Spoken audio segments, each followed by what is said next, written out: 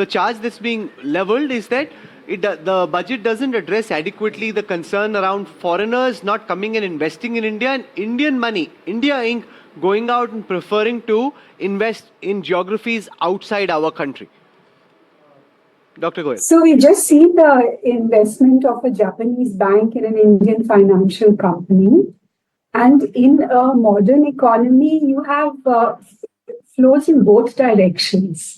Our industry going out acquires expertise abroad, skills, exposure. So the idea of liberalization, which has been started since the 1990s under previous governments, was to allow more Indians to go out, Indian money as well as Indians. So that is very much part of the healthy development.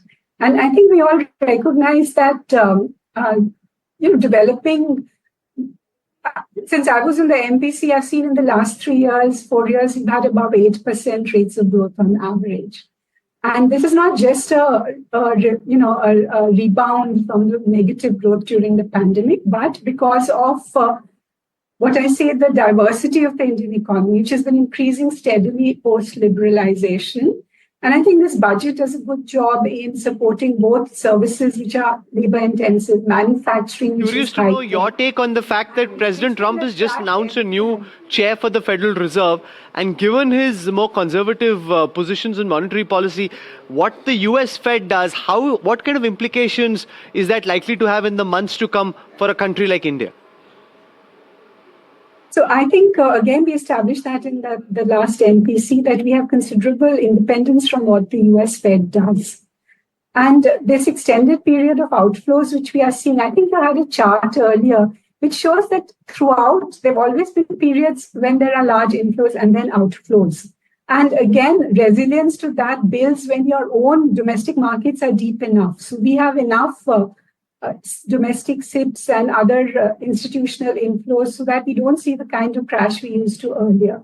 Now, the current depreciation of the rupee is partially an answer to the US tariff threats, etc., to make our exports competitive elsewhere. But we have seen that the real effective exchange rate stays around 100, and it has really appreciated much beyond that. Depreciated much beyond that, and therefore is likely to appreciate in the future. Always these episodes have reversed. Now, because of Trump, this tariff uncertainty, etc., is going on for somewhat longer.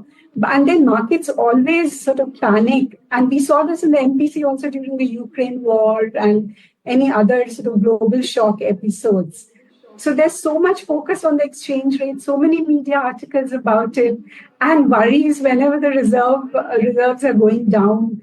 But they always recover. The inflows come back, and we have a substantial sort of growth story. We are one of the highest growing large countries in the world, structural. And I think we are building resilience against the Trump kind of shocks. As I said, we did well because of domestic economic diversity, and we are building that globally now by writing FTAs with other countries, increasing exports to other countries. Like shrimp exporters from TN from Andhra were really worried because they lost the US export orders. They found alternatives in Australia.